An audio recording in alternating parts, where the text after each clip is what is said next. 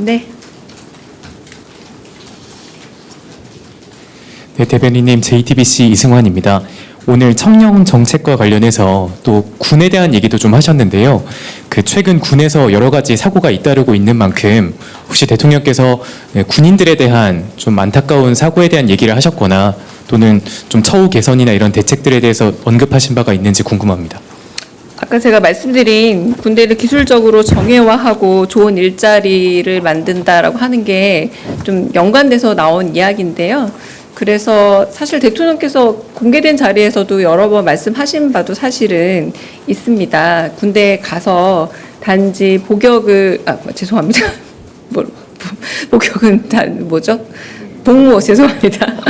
복무를 하는 시간 동안 자기가 오히려 사회에서 배울 수 없었던 아주 정예화된 기술들을 배운다라거나, 그리고 요즘에 방산에 굉장히 관심이 많지 않습니까? 그러니까 방산을 비롯해서 그런 하이 테크놀로지 같은 것들을 경험해서 오히려 그 부분에 있어서 적극적인 일자리로서 시간을 그냥 흘려보낸다기보다 되게 배울 수 있고 자기 발전할 수 있는 시간으로 만들어서 좋은 일자리 개념을 만들고 싶다는 말씀을 여러 번 하셨고, 이번에도 그 말씀을 하셨습니다. 네. 하고 네, 또 질문 있으실까요? 한 다음에 네. 네, 대변인님 안녕하십니까. 코레드 손지영 기자입니다.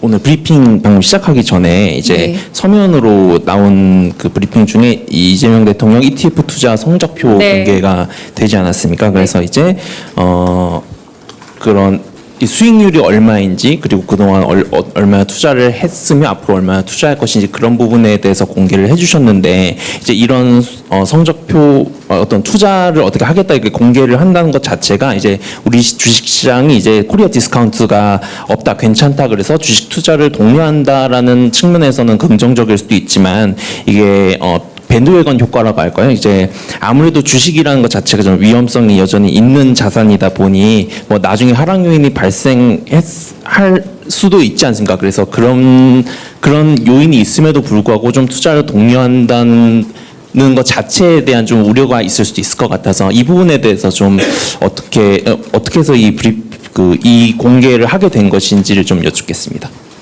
대통령께서 농담으로 우리가 보통 온라인에서 자주 쓰는 뭐 국장 탈출이 지능순이다라는 말이 있지만 국장 투자가 지능순이다라고 바뀌게 될 날이 곧 올 거다라는 말씀도 모두 발언에서 하셨는데요.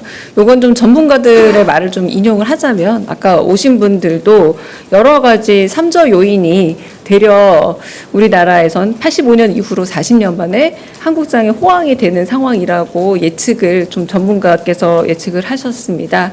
그래서 이런 부분에서 긍정적 효과를 좀 어느 정도 기대할 수 있고, 그래서 주식 전문가들께서도 뭐 어느 정도 이렇게 건강한 시장이 만들어진다는 기대감만 있다면, 그리고 정부가 그 기대감에 대해서 어떤 표현을 했냐면, 그러니까 이 방향 그대로 가고 뭐 난방하면서 에어컨 틀듯이 엇박자가 나지 않는다면 충분히 여력이 있다라는 기대감을 보여줬는데, 뭐 경제가 심리라는 말인 것처럼 대통령께서는 한국의 주식시장이 더 튼튼해지고, 늘 말씀하듯이 부동산 시장보다 주식시장도 훨씬 더 많은 투자가 와야 한국 시장이 더 성장하고 한국 경제가 커나간다는 말씀을 하셨기 때문에, 그런 부분에서 이 정책을 일관적으로 하겠다라는 그런 선언 정도로 봐주시면 되지 않을까 싶습니다. 네.